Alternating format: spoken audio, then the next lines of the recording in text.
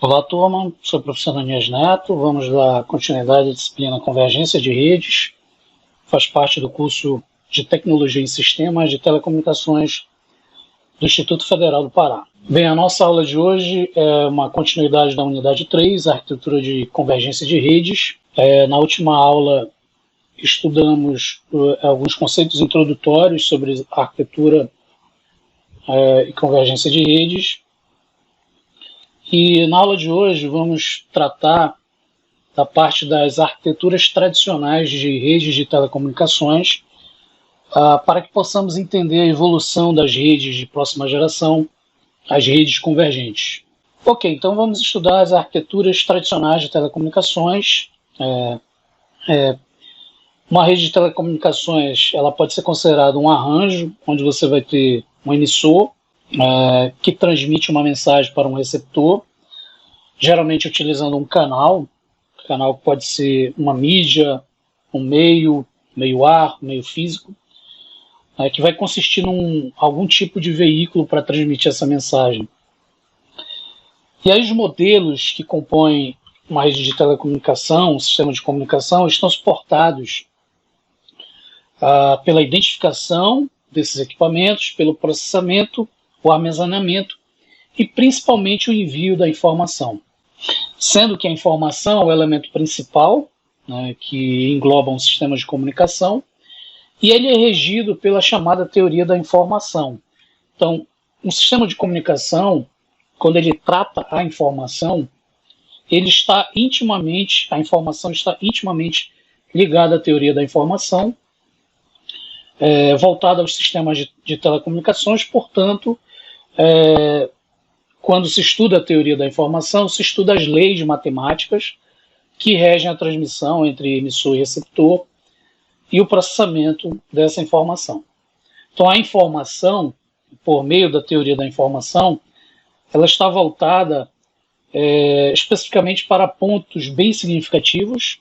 A gente pode citar aí como a medição da informação, a representação da informação, a codificação dela, a capacidade do sistema transmitir essa informação, a capacidade do sistema processar essa informação. Então a informação ela pode ser codificada, utilizando aí várias técnicas distintas, tanto na sua origem, que é o emissor, como durante a transmissão e até a chegada no receptor.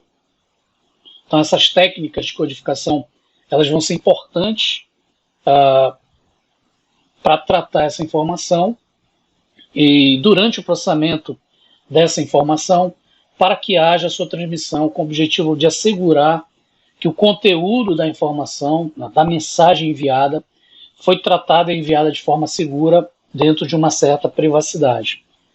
Então, basicamente, nós temos um sistema de transmissão de um sistema de telecomunicações, que ele é dado pelo transmissor, o canal e o receptor. Então, eles vão ter um ponto comum em todos os sistemas de comunicação, incluindo sistemas como radiodifusão, televisão, telefonia, comunicação por satélite, comunicações móveis. Então, todos esses sistemas vão ter esses pontos em comum, que é o transmissor, o canal e o receptor. O transmissor é aquele elemento que vai processar inicialmente a informação, geralmente codificá-la, adaptá-la ao canal, que pode ser um meio físico ou um meio não físico, e entregar ao receptor, ao destino da transmissão. E a transmissão da informação ela é passada de um lugar para o outro, ou seja, do transmissor para o receptor, por meio de sinais. Os sinais podem ser codificados usando aí um meio de propagação. Bem, esse sistema, como eu falei agora há pouco, ele tem como intuito trabalhar a informação. E a informação ela é baseada na teoria da informação, que foi proposta por Shannon, Claude Shannon, em 1948. Shannon era um engenheiro eletrônico norte-americano, que criou a teoria da informação, e ele publicou aí a teoria matemática da comunicação. Então ele desenvolveu uma base teórica para explicar matematicamente, dando um suporte nesse sistema de transmissão básico de um sistema de telecomunicações. Então essa base teórica ela deu suporte aos sistemas de telecomunicações. E aí isso baseado em sistemas não guiados, por exemplo, utilizando o ar, a atmosfera, ou sistemas guiados, como, por exemplo, o sistema telefônico utilizando o sistema de cabeamento. Então, a teoria de Shannon, através da sua lei da teoria da informação, foi importante para o desenvolvimento das arquiteturas de telecomunicações, porque desenvolve um suporte teórico, uma base matemática, para descrever a comunicação dentro de um sistema de telecomunicações. Então surgiu aí da necessidade do aumento da complexidade dos sistemas de comunicações e o crescimento significativo dos sistemas de telecomunicações. Bem, hoje nós temos um modelo conceitual de um sistema de telecomunicações. Então, antes de entendermos as arquiteturas que existem, as arquiteturas tradicionais, é importante entendermos os conceitos relacionados ao modelo de um sistema de telecomunicação. Então, quando a gente fala num modelo, um padrão, basicamente nós temos aí 5 áreas básicas que compõem o sistema de telecomunicações. Então, geralmente, o sistema de telecomunicações ele é composto de terminais, processadores de telecomunicações, canais de telecomunicações e mídias, computadores, servidores e software de controle de telecomunicações. Os terminais, eles são todos aqueles dispositivos de entrada e saída que utilizam as redes de telecomunicações para transmitir ou receber dados. Geralmente eles incluem aí terminais que utilizam o sistema de vídeo, microcomputadores, telefones, celulares, dispositivos portáteis e tudo mais. Os processadores de telecomunicações, geralmente eles dão apoio à transmissão, tanto na origem como no destino, então transmissão e recepção de dados, entre os terminais que vão compor o sistema final de uma rede de telecomunicações. Então nós temos exemplos aí como modem, hub, switch, roteadores, equipamentos ativos de rede. Nós temos os canais de telecomunicações e mídias. Geralmente os canais fazem parte de uma rede, de um sistema de comunicação que conecta geralmente a fonte, a origem da mensagem, até o receptor da mensagem. Então ele é o canal de comunicação entre transmissor e receptor. E os dados são transmitidos e recebidos por meio de canais. São mídias que podem ser das diversos tipos possíveis, como por exemplo, cabos de cobre, cabos metálicos, cabo coaxial, cabo avançado, cabos de fibra, que transmite sinal de luz, sistemas de micro-onda, comunicação via satélite. Um outro componente seriam os computadores relacionados aos servidores. São equipamentos que dispõem de uma alta capacidade de processamento e armazenamento. E aí nós temos a presença de dispositivos que têm um super poder de processamento. Geralmente hoje são aglomerados computacionais que criam lá os supercomputadores. Pode ser um cluster de computadores, de servidores. Antigamente eram os mainframes, computadores de médio porte, servidores de rede utilizados nas mais diversas arquiteturas de telecomunicações. E por fim nós temos os softwares de controle de telecomunicações. Geralmente eles vão consistir em programas que controlam as atividades do sistema de telecomunicações. Eles gerenciam as funções principais das redes de telecomunicações. E aí nós temos, por exemplo, sistemas operacionais, sistemas de gerência, monitores, protocolos específicos de gerenciamento, protocolos de comunicação e gerenciamento. Ok, inicialmente, quando a gente fala no universo das telecomunicações, a gente pode dizer que o primeiro ciclo ele surgiu com a invenção e universalização do telefone. Então, a gente pode dizer que nesse primeiro ciclo, ele teve como precedente a invenção do telégrafo, em 1837. Depois, se efetivou-se em 1876, com a criação do telefone. Então, a invenção do telégrafo em 1837 e a efetivação desse sistema com a criação do telefone em 1876. E aí nós temos uma duração de aproximadamente 90 anos desse primeiro grande ciclo das telecomunicações. A gente pode dizer que foi a primeira arquitetura tradicional de telecomunicações que foi marcada aí fortemente por grandes descobertas, invenções, até chegar, por exemplo, nos sistemas digitais. Então, a partir da década de 60, por exemplo, a partir desse período surgiu um novo ciclo, que se estende até os dias atuais, que a gente pode dizer que é a digitalização dos sistemas. Então, o telefone surgiu de uma forma a trabalhar um sinal analógico, e hoje, nos dias atuais, nós temos sistemas digitalizados de telecomunicações, ou seja, por meio dos sinais digitais, né? Então você pega, por exemplo, a voz analógica e converte numa mídia digital e transmite em um sistema totalmente digitalizado. Então as suas características principais vêm sendo relevantes, né?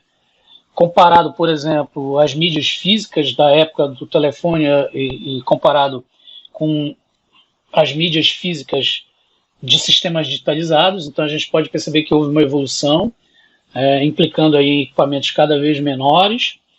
Você partiu aí para a miniaturização dos dispositivos físicos, o aumento crescente de desenvolvimento de softwares, possibilitou aí se partir para o ciclo da digitalização de um sistema de rede, de um sistema de telecomunicações, acarretando hoje em dia uma maior capacidade de processamento das informações, incluindo cada vez mais usuários dentro do sistema. Bem, essa imagem que vocês estão vendo aí, essa figura, a gente pode observar os três principais segmentos de redes de telecomunicações. A gente pode dizer que são os segmentos das tradicionais arquiteturas de telecomunicações que sofreram diretamente impactos da digitalização. Então, nós temos aqui nessa imagem serviços de voz, como o uso da telefonia. A comunicação passou através de um sistema analógico para um sistema digital, gradativamente, né, ocupando maior espaço no sistema de telecomunicações. E aí ocorreu a digitalização do sistema de telefonia. Então, o segmento que era analógico passou a ser digital. Então, o segmento analógico de transmissão, comutação em centrais telefônicas, como a central local, a central trânsito, chamado também de Thunder, e as redes de acesso, possibilitaram migrar de um sinal ou de um segmento analógico de transmissão para uma forma digitalizada ao longo desse segundo ciclo que eu comentei. Ok, na telefonia tradicional, a gente diz que a rede é hierárquica, ou seja, ela é baseada em grandes centrais telefônicas, dividida em centrais locais, centrais de longa distância, as chamadas centrais de trânsito ou centrais Thunder, né? Então ela é baseada em grandes centrais telefônicas interligadas de forma hierárquica e que detém a inteligência da rede. Então esse é um dos das primeiras arquiteturas que vamos estudar hoje. Então, além disso, os dispositivos de telefonia tradicional, os terminais eles são desprovidos de inteligência, são equipamentos que a gente descreve como terminais burros, e o seu endereçamento depende muito da questão geográfica da área de abrangência da rede. Esse sistema recebeu o nome de Sistema de Telefonia Fixa Comutado, o STFC, ou da expressão equivalente do inglês, que é o Public Switch Telephone Network, ou PSTN, da sigla em inglês. Então, o Sistema de Telefonia Fixa Comutada, o STF, a gente pode dizer que ele é um sistema convencional de comunicação. Basicamente, foi a primeira arquitetura, o primeiro modelo padrão de telecomunicações, que trata a comunicação de voz, que interliga empresas e residências em chamado âmbito nacional, local e até mesmo internacional.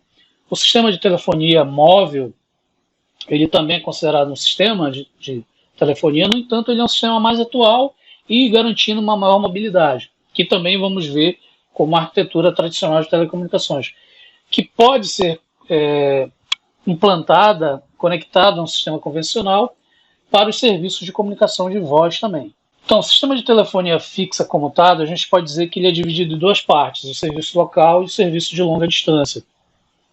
Então, o PSTN ou STFC, o sistema de telefonia fixa, interliga ele é geralmente interligado por centrais telefônicas, né, comutadores de circuitos, a chamada comutação por circuito.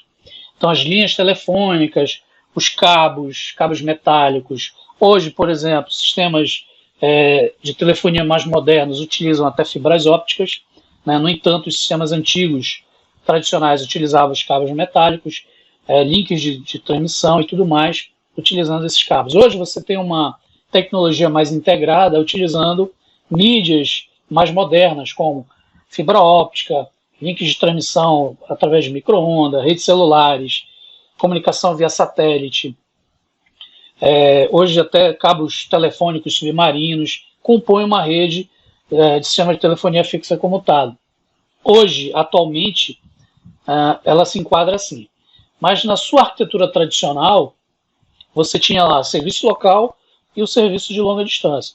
Então, o serviço local, o que acontecia? As operadoras que prestavam o serviço local, geralmente eram aquelas que possuíam uma central local, como vocês estão vendo na imagem. Então, a operadora 1 utilizava a sua central local, a operadora 2 utilizava a sua central local, interligando essas duas centrais. Então, geralmente possuíam centrais locais e a rede de acesso a qual os terminais estavam interligados através do assinante, né, que estavam conectados a essa rede, utilizavam do sistema como um todo. Então, é considerado um serviço local aquele destinado à comunicação entre dois terminais fixos, como vocês estão vendo aqui, entre operadoras distintas, né, entre dois terminais fixos, e uma área geograficamente contínua de prestação de serviço, ou seja, que não caracteriza longas distâncias. E é isso definido hoje pela agência reguladora, como, por exemplo, aqui no Brasil, a Anatel. Então, segundo os critérios técnicos e econômicos, você tem uma área reduzida quanto à distribuição geográfica é considerado um serviço local. Então, na imagem nós vemos o diagrama de um serviço de telefonia fixa comutada de um serviço local, de interconexão de operadoras, diferentes operadoras, utilizando o serviço de centrais locais. Na imagem de baixo, nós temos um exemplo do serviço de longa distância. Então, vocês vão perceber uma diferença entre o serviço de longa distância e o serviço local. O serviço de longa distância, o que vai acontecer? Eu vou ter uma operadora específica, como vocês estão vendo aqui no meio da imagem, uma operadora de serviços de longa distância, que vão compor esse serviço através das centrais de trânsito. Alguns chamam de centrais tandem, que vão determinar uma rede de transmissão de longa distância. Então a gente pode dizer que um serviço de longa distância é aquele destinado à comunicação entre dois terminais fixos, por exemplo, o A e o B, situados em áreas locais distintas. Então eles não estão na mesma área local. No serviço local, vocês estão na mesma área local, só para a gente ter a distinção entre os dois. Relacionado aí ao território, por exemplo, nacional. Então a figura mostra esse diagrama, onde o terminal A faz uma chamada para o terminal B em longa distância, onde uma ligação de longa distância ela vai envolver normalmente 3 operadoras, sendo que a terceira é uma operadora de serviço de longa distância. Então a operadora local 1 ela vai prestar o serviço local para o assinante, onde ele vai fazer a origem da chamada. A operadora 2, que vai prestar o serviço local ao assinante que vai receber essa chamada, por exemplo, terminal B. E no meio da comunicação nós temos a operadora de longa distância, que vai determinar a arquitetura de rede de longa distância através das centrais de trânsito ou também das centrais Thunder, né, que são conhecidas em sistemas de telefonia fixa comutada. Ok, nessa imagem nós temos também mais um exemplo de sistema de telefonia fixa comutada, mais uma arquitetura tradicional de telecomunicações. Então, só para fixar, né, o sistema de telefonia fixa comutada, ela vai constituir de um sistema de comunicação de voz. Então, inicialmente, ele foi determinado nessa finalidade, né, de realizar o sistema e a rede de telecomunicações para comunicação de voz, e possui alguns equipamentos específicos, como os terminais telefônicos, como vocês estão vendo aqui, Esse, por exemplo, é um terminal analógico. Hoje nós temos os terminais digitais. Nós temos a rede de acesso, que compõe o conjunto de centrais telefônicas, né, e ambientes corporativos, como o uso de um PABX, por exemplo, ou PBX. A central local, quando a gente fala em central local, como vocês estão vendo aqui na imagem, e como a gente viu lá nas duas arquiteturas tradicionais de longa distância e serviço local, central local ela é uma central para chamadas originárias, originalmente e terminadas naquele local, dentro daquela área específica. Então não são áreas distribuídas geograficamente em longas distâncias quando você usa uma central local. Já uma central de trânsito, ou também conhecida como central Thunder, como vocês estão vendo aí na imagem, ela já vai compor uma central que vai apresentar funções além do que uma central local realiza, que é a comunicação em longa distância. Então é uma função inerente à central local. A central Thunder, ela estende a comunicação de uma central local, ou seja, ela vai ter a funcionalidade em longa distância, ela vai ter uma função de uma central de trânsito, como a gente chama, e aí geralmente ela vai ter vários níveis, né? A central de trânsito ela vai processar chamadas em centrais telefônicas, nacionais, internacionais, aí vão ter as classes interurbanas, classe 1, classe 2, classe 3, classe 4. Então a central Thunder ela é uma central que vai compor um conjunto de centrais em trânsito que vão ser constituídas de uma operadora de sistema de telefonia fixa comutado em longa distância. Então na imagem que vocês estão vendo aí, na figura, a gente pode observar que cada telefone ele está interligado a uma central local. Então, por exemplo, esse telefone analógico ele está interligado a uma central local. Esse ambiente corporativo de um PABX está interligado a uma central local. Então, apesar dos telefones situados no ambiente corporativo estarem ligados a uma PABX, que é um Private Automatic Bank Exchange, eles sempre vão estar ligados a uma central local. Então, é o mesmo, né, de estar ligado em uma central local. Então, pode ser compreendido como esse conjunto de 3 telefones que vocês estão vendo aqui, interligados a uma central local mais próximo deles.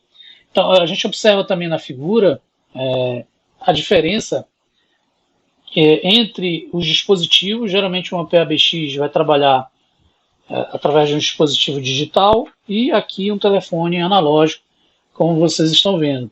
Então, geralmente, utilizando aí um ambiente corporativo, com o objetivo de fornecer serviços adicionais, como, por exemplo, hoje, né, em redes digitais, sistemas de conferência, transferência de chamadas, proporcionando uma comunicação mais interna, né, entre os usuários de uma central e entre ambientes privados e até mesmo em longa distância, como vocês estão vendo na arquitetura de um sistema de telefonia fixa comutável.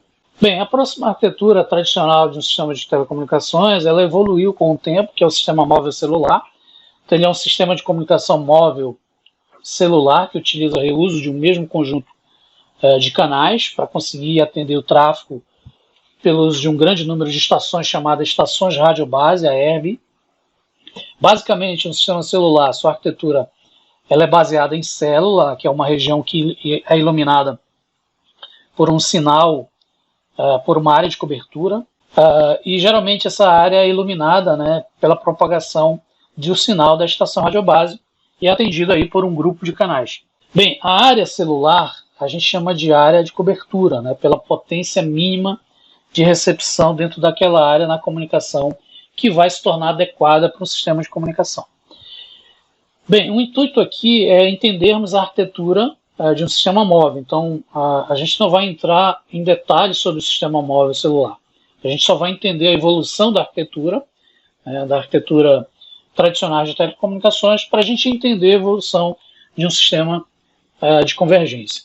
Ok, então nós temos o sistema móvel, que ele foi baseado num sistema móvel convencional, que onde você tinha um único dispositivo, uma única antena, que irradiava por uma única área de cobertura, né? Então todos os canais estavam envolvidos aqui. A partir do conceito de reuso de frequência, foi feita a divisão desse espectro maior em espectros menores, que a gente chama de conjunto de canais, né, canais de frequências, ou espectros disponíveis em grupos de frequências. Esses grupos são utilizados em células separadas, como vocês estão vendo aqui.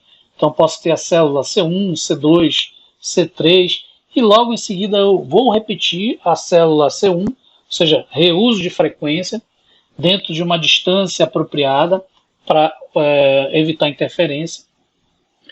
Então são utilizados em células separadas, né, interligadas geralmente entre si, gerando o sistema móvel celular para evitar aí, entre células adjacentes interferências. Então percebam que o conjunto de canais C1 só vai ser repetido a uma certa distância para não haver interferência. Então as células contêm um mesmo grupo de canais, né, que são denominados de cocélulas ou células cocanais. E aí, para evitar, por exemplo, a interferência, essas células são repetidas dentro de uma distância específica, e aí formando o sistema móvel celular que já conhecemos. Bem, o sistema móvel ele parte de um sistema convencional. O que era um sistema convencional? Os primeiros sistemas de comunicação eles eram constituídos por um rádio móvel, um único rádio móvel, né, que possuía uma única estação radiobase, como vocês estão vendo aqui na imagem. A antena em uma região geralmente era disposta em uma área elevada da cidade, transmitindo em alta potência para irradiar o sinal dentro daquela área específica, né? E aí o que acontecia? Nesse sistema o tráfego oferecido era limitado porque tinha um espectro limitado de frequência e ocorria muita interferência cocanal, ou seja, uma frequência interferia na outra. Então era composto por uma única antena, você tinha uma única área de cobertura, estações móveis, como vocês estão vendo na imagem, e a antena era chamada de ERB, estação radiobase. Bem, e aí o sistema móvel celular, sua arquitetura tradicional, ela é composta de alguns elementos. Então, basicamente, ela é composta das centrais de comutação e controle, a gente chama de CCC, as estações de radiobase, as ERBs, as controladoras de estações de radiobase, as estações móveis e as chamadas unidades repetidoras. Então, nessa imagem, nós temos a composição da arquitetura de um sistema móvel celular. Então, inicialmente, nós temos a central de comunicação e controle, como vocês estão vendo aqui. A central de computação e controle ela faz o interfaceamento entre o sistema móvel celular e a rede pública. Então, como aqui nós temos toda a rede móvel, como vocês estão vendo na imagem, e após a central de computação de controle, nós temos a interligação por meio de canais e mídias, o sistema de telefonia fixa comutado, a rede pública. Então, sua estrutura é parecida com as centrais telefônicas. Então, ela vai realizar a comutação automática das chamadas nos serviços de comunicações e chamadas de uma rede móvel celular. Logo em seguida, nós temos as estações radiobase, que são as antenas que vocês estão vendo aqui, ou chamadas também de ERBs. Então, ela é uma antena repetidora de informação, geralmente tratava de voz no início, depois com a evolução do sistema móvel passou a trafegar dados também, e aí ela possui controle através do sinal, através de ondas de rádio, né? É um interfaceamento entre as CCCs, como vocês estão vendo aqui, a central de computação de controle, e os terminais dos usuários, né? Os terminais móveis dos usuários, as estações móveis dos usuários. A gente pode dizer que a ERB ela é responsável pela monitoria do sinal recebido pela estação móvel, pelo dispositivo final do usuário, comunicado à central de computação e controle, né, que seria a central principal da arquitetura do sistema móvel celular. E aí ele faz todo esse interfaceamento, esse gerenciamento entre a central de computação de controle e os dispositivos móveis, né, a telefonia celular, a telefonia fixa, os dispositivos finais dos usuários. Dentro dessa arquitetura, nós temos também as controladoras de estações radiobase, que são essas antenas maiores que vocês estão vendo aqui. Então, o que seria uma controladora de estação radiobase? Ela é um interfaceamento também entre o conjunto de herbes, então elas vão controlar um conjunto de herbes, e a central de comutação e controle em alguns sistemas específicos de comunicação móvel e celular. Então, a gente pode dizer que a central ou controladora de estações radiobase, elas tomam algumas funções inerentes, que são funções, a gente pode dizer que são subfunções da central de computação e controle, às herbes específicas que estão interligadas. Como, por exemplo, o processamento centralizado, descarregar os dados entre as herbes e tudo mais. Outro elemento que compõe a arquitetura móvel celular são as estações móveis, seria essa linha representada aí pelos dispositivos finais, como telefonia móvel celular, o telefone celular, acesso a uma comunicação fixa, como a telefonia fixa, dispositivos sem fio e até mesmo dispositivos múltiplos de comunicação. Então, o que é uma estação móvel? O terminal móvel, geralmente do usuário final, composto por um dispositivo de fone, monofone, um teclado, unidade de controle, bateria, unidade de rádio, antena, que vai proporcionar a função de comunicação com o sistema em si, né? Então, a gente pode dizer que é o interfaceamento com o usuário, onde a sua função principal é fazer a interface, digamos assim, de comunicação do usuário com o sistema móvel como um todo. Bem, e por fim nós temos a estação celular ou unidade repetidora, vocês estão vendo aqui. A unidade repetidora ou estação celular, ela resume algumas funções das herbes, que é repetir o sinal.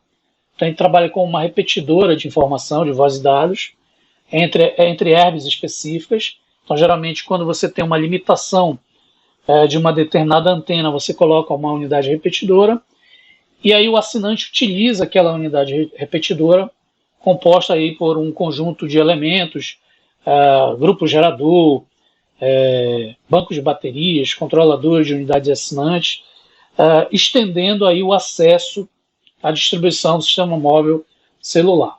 Bem, constituído mais uma rede tradicional de telecomunicações, a gente pode dizer que hoje a telefonia IP ela tem aí um padrão, um modelo de arquitetura de telecomunicações tradicional. Então a telefonia IP ela se baseia numa rede plana, não hierárquica, como uma rede de telefonia fixa comutada, né, que existia uma central ou um conjunto de centrais que faziam controle de um sistema como um todo. Já a rede IP já a rede de telefonia IP baseada na rede IP, a arquitetura TCP/IP, é uma rede plana, não hierárquica, especializada num conjunto de roteamentos e transporte de pacote de dados, que pode oferecer vários tipos de serviços, e aí compondo hoje, por exemplo, a integração de serviços de uma rede de convergência, né? uma rede de próxima geração. Bem, nesse tipo de arquitetura, os terminais são inteligentes, diferentes de um sistema de telefonia fixa comutada. Então lá os terminais eles são considerados terminais burros. Hoje os terminais são considerados terminais inteligentes, porque eles podem realizar uma série de funções, como endereçamento independente, proporcionando a localização geográfica daquele dispositivo, processamento das informações, realização de chamadas. Isso pode ocorrer em vários equipamentos que podem estar localizados em qualquer parte da rede. Então isso vai compor aí a telefonia IP. Ok, nessa figura a gente tem a arquitetura tradicional de uma telefonia IP, os componentes que compõem a telefonia IP. Então ela apresenta a arquitetura típica de uma rede de telefonia IP. Então a primeira coisa que vocês devem entender, imaginar aqui, é que a minha arquitetura ela é dividida em zonas, zona 1 e zona 2. Basicamente, o que seria uma zona? A zona é um conjunto que envolve uma série de componentes da arquitetura. Então você vai ver que a zona 1 ela vai ter vários componentes, PABX, gateway, telefone IP, telefone convencional, o telefone de multimídia, de multisserviços, né? Então ele vai compor aí de gateways de controle, a unidade de controle multipontos. Então a zona ela vai compor esses vários elementos. Uma zona ela deve ter pelo menos um terminal, né? um grupo de terminais. Pode ou não conter gateways, unidades de controle multiusuário.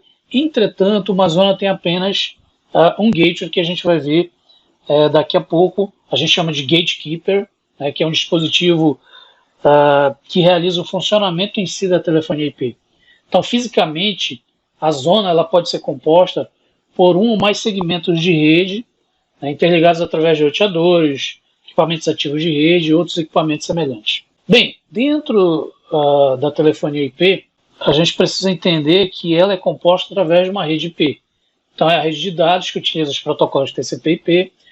Sua função básica é transportar e rotear os dados, né, os pacotes de dados em diferentes elementos conectados à rede, conforme a sua abrangência geográfica, seu porte, podendo ter um ou mais segmentos de comunicação. E aí, na telefonia IP, nós temos alguns elementos que compõem a arquitetura. O primeiro deles, que vocês estão vendo aqui embaixo, é o sistema de telefonia fixa comutado. O sistema de telefonia fixa comutado, ele faz parte da telefonia, porque ele também é um alvo da comunicação. Então, como a gente viu, ele é um sistema público convencional de comunicação de voz, que interliga empresas, residências, ambientes de trabalho, seja nacional ou internacional. Então, ele é um sistema de telefonia também interligado ao sistema móvel, que pode ser considerado convencional para os serviços de comunicação de voz. Então, ele faz parte da arquitetura da telefonia IP. Um outro elemento que vocês estão vendo, que faz parte, que compõe a telefonia IP, é o PABX. Então, ele é um equipamento de uso corporativo, geralmente empregado nas empresas, em ambientes corporativos, para executar os serviços privados de voz nas empresas. Geralmente são sistemas digitais, então são todos digitalizados, que interligam as centrais do sistema de telefonia fixa comutado. Então, interliga ao sistema fixo, interliga ao sistema móvel também, para realizar as comunicações externas. Um outro elemento que faz parte da arquitetura de telefonia IP é a telefonia, o terminal de telefonia convencional, que são os telefones convencionais. Então, é aquele telefone convencional de uso nas residências, nas empresas, geralmente em alguns sistemas digitais, né, também compondo, principalmente nas redes atuais de hoje, compondo os sistemas digitais, interligando redes públicas, privadas, né, são terminais que também são digitais, a grande maioria hoje. Dificilmente você encontra hoje sistemas analógicos, permitindo aí um maior número de funcionalidades, agregando mais usuários aos sistemas de comunicação de voz convencional. Bem, dentro da arquitetura da telefonia IP, nós temos também o terminal telefônico IP. Estão sendo representado por essa imagem que vocês estão vendo. O terminal telefônico IP, ele é um telefone preparado para comunicações de voz sobre IP. Então percebam que ele está interligado diretamente à rede IP, a rede de dados que usa o protocolo da arquitetura TCP/IP. Em todas as suas funcionalidades e protocolos necessários instalados, eles dão suporte à comunicação bidirecional de voz digitalizada em tempo real, em tempo real, e a sinalização das chamadas. Então, dentro desse telefone, nós temos as funcionalidades adicionais, integradas também com vários serviços, voz, dados, recursos multimídias, dependendo da finalidade da aplicação, do custo, do terminal específico. Então, hoje você tem terminais de telefonia IP que já transmitem imagens, vídeo, que podem ser agregados na rede IP. Nós temos também os terminais ou terminal multimídia.